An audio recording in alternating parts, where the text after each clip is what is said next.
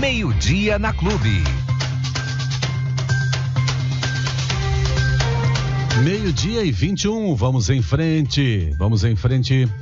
Eu vou conversar com a médica oncologista, a doutora Lisiane Anzanello, que agora também vai comandar a regional do SIMESC, Sindicato dos Médicos de Santa Catarina, aqui, região do Vale, região de Blumenau. Tudo bem, doutora? Boa tarde. Tudo bem, boa tarde. Doutora Lisiane Anzanello. Doutora, antes de falar sobre os desafios aí que a senhora está assumindo... Sim. À frente do SIMESC, queria te perguntar qual é a situação de momento, como é que a senhora vê a pandemia em Blumenau nesse momento, quando o frio aperta, né? E a gente tem um número de casos aí e internações que ainda são preocupantes. Como é que a senhora avalia a nossa situação? Olha, eu tenho dado plantões e a gente tem visto que está diminuindo. Tá. Né?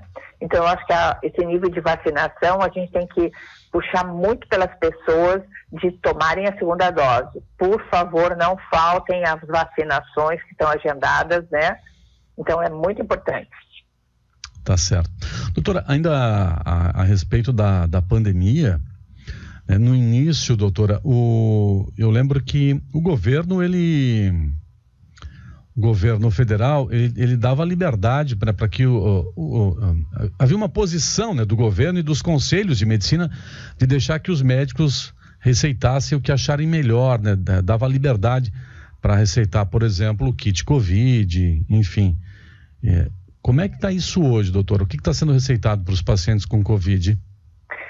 Olha, cada médico continua tendo sua liberdade profissional de fazer o que ele acha que seja adequado. Isso não mudou absolutamente nada e nem pode, né? Isso não é ético que você regule o que o médico pode prescrever. A caneta é do médico. Ele vai responder pelo que ele prescrever. Então, eu acho que cada caso é um caso e a gente tem analisado particularmente. Perfeito. E qual que é a posição do SIMESC hoje, doutora, em relação a essa questão? Mantendo exatamente isso. O SIMESC, com todas as entidades, a gente, digamos assim, tem a Federação dos Médicos, a gente une todo mundo. Então, eu ainda acho que o que faltaria de critério seria uma unanimidade de todo mundo. Mas acontece que aí você acaba caindo exatamente na liberdade profissional. Então, eu acho que a conduta foi correta. Né? Você tem liberdade de fazer o que você acha que seja correto para aquele determinado paciente, porque tem casos e casos. Se você for ver como que os pacientes se apresentaram, como evoluíram, tem inúmeras maneiras de evoluções aí com tratamentos diferentes. E mesmo com remédio sem aquela comprovação científica, doutora? Eu acho que nenhum médico faz nada sem comprovação científica. Na realidade, a tua experiência médica já é uma comprovação científica. Muito bem. Doutora, e agora, hein? À frente do SIMESC, mais um desafio, né? Quais serão as prioridades, doutora? Olha, eu acho que o sindicato tem muitas funções, né? Uma função bastante ampla. Mas quando eu entrei, eu vejo que eu tinha assim meio que eu diria assim, um mito do que seria o sindicato. E eu acho que a gente tem que resgatar a imagem do médico, né? Porque o profissional liberal, ele está nesse processo de mudança socioeconômica no mundo, de ser assalariado e deixar de ser um profissional liberal.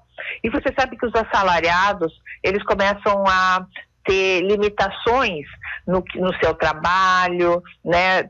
É aquilo que você falou, o que você trabalha, quando você tem um chefe, alguma coisa, você às vezes tem que responder a essa função, né? Então, eu acho que hoje os médicos, eles estão sendo mais sindicalizados, porque estão vendo a função do sindicato, que é que o médico hoje é um profissional como qualquer outro.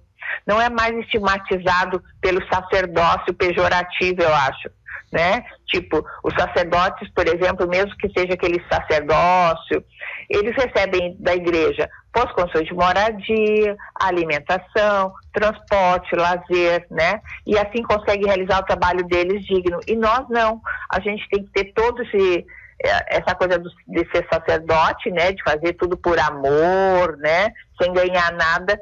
Como é que a gente vai viver? Né? Então, essa imagem desse caos é bem importante, porque a mídia gosta de crucificar a gente, né? De dizer que a gente é responsável porque quando um paciente não consegue remédio na instituição pública, é culpa do médico, quando as condições não tem, quando falta UTI, tudo isso de falta de aparelhamento, todo mundo bota a culpa no médico, né? E muitas vezes não é da instituição, né? Do sistema de saúde. Então, eu acho que isso é importante. Os médicos, então, estão se dando conta de que precisam de dinheiro para sobreviver e que ser bem remunerado não é pecado, né? Tem que acabar com essa história, né, de sacerdócio. Tem que ser ético, correto, humano, mas buscar sempre a dignidade médica, boas condições de trabalho e salário justo. Exatamente, eu acho que é isso aí. Porque a gente tem visto o seguinte, né? Os médicos na linha de frente, médicos e todos os profissionais da área da saúde, né? Aqueles que estão na linha de frente do combate ao novo coronavírus, né, que tem enfrentado aí desafios e momentos dramáticos, né, nesse atendimento, o pessoal que está no plantão, nas emergências, nas UTIs. Exatamente. E Paulo César, você sabe que é inadmissível que médicos recebam ainda menos que 3 salários mínimos para trabalhar 20 horas por semana. Médico residente, por exemplo, que já é um médico formado, que está em treinamento, em estudo, eles ganham umas bolsas de trabalho ínfimas. Trabalhando mais de 60 horas por semana. Então, para ganhar de 3 a 4 mil, o médico é obrigado a atuar em vários locais de trabalho, uma medicina de baixo nível, às vezes pobre em tudo, exame, condições de trabalho, e uma carga horária, como você falou, altíssima, e o nível de estresse patológico, ocasionando depressão, ansiedade, até internações de médicos. Esgotamento, né, doutora? Sem falar nos erros médicos, que estão aumentando 200% nos últimos anos. Por conta dessas condições, doutora? Esgotamento? Exatamente. Por exemplo, um médico que tenha que trabalhar em vários lugares, dormindo pouco, ele tem muito mais chance de errar, né? Então, os médicos, eu acho que tem que ser mais unidos na busca dessa qualificação, na busca de não se render a esse tipo de trabalho pelo salário, né? Então, se a gente estiver ganhando melhor, a gente vai deixar de ser visto como mercenário, porque normalmente a comunidade acha que a gente ganha tão bem, né? E a gente tem que ser uma máquina, operar milagre, mesmo que as condições de saúde sejam horríveis de trabalho, né? Então, eu acho que... E também uma coisa que a gente tem visto é a imprensa, né? Tem dedicado tempo excessivo nos jornais e tudo mais, nos acontecimentos negativos que colocam o profissional médico nesse centro de atenções, né? E às vezes deixando a gente bem desconfortável, imputando a gente umas responsabilidades que não são nossas. Tá certo. Doutora, vamos lá. Qual vai ser então a estratégia para mobilizar a classe médica, né, na busca por melhores condições de trabalho e também pela valorização justa? Eu acho que é necessário a gente criar mecanismos que propiciem uma ampla informação à sociedade, para que a gente não seja considerado culpado por essas condições desfavoráveis de atendimento, morte em instituições públicas ou privadas. Eu acho que a gente tem que mobilizar a população para mostrar a realidade mesmo, e as condições precárias de trabalho nos postos de saúde, mesmo no estado, ambulatório, né? E a outra coisa que a gente vê é a mesma medicina de grupo. A gente assalariado tendo que atender pacientes em excesso, nos atendimentos ambulatoriais. A gente tem restringido o número de exames que a gente pode pedir, as indicações de cirurgias, as altas precoces. Eu acho que tudo isso a gente tem que mostrar que o médico não é o vilão da história, né? Conscientizar a população que não somos a máfia de branco que todo mundo vê, né?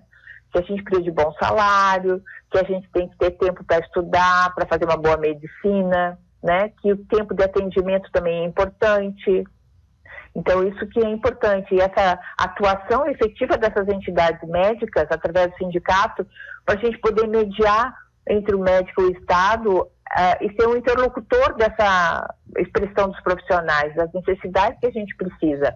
E também fiscalizando, né, Paulo César? Porque é importante a gente fiscalizar, cobrar repasse de verba, aplicação dos recursos, e fiscalizar também essa corrupção toda no sistema de saúde, que a gente vê aí de vacinas, né, de compras inadequadas, e até as condições aviltantes de trabalho. Ok. Muito bem. Doutora Lisiane Anzanello, né, que vai comandar a regional do CIMESC aqui da nossa, de Blumenau região. Né? Região CIMESC é Vale, doutora, ou é Blumenau?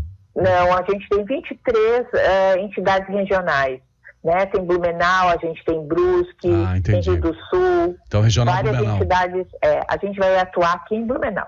Regional Blumenau, sob o comando de Lisiane Anzanello, médica oncologista da Clínica Lisiane Anzanello. Obrigado pela sua participação, doutora. Um abraço, conte conosco. Obrigada, contamos com você sim. Muito obrigada, PC, pela chance de a gente conversar um pouquinho. Um abraço, boa tarde. Boa tarde. 12:32, agora intervalo.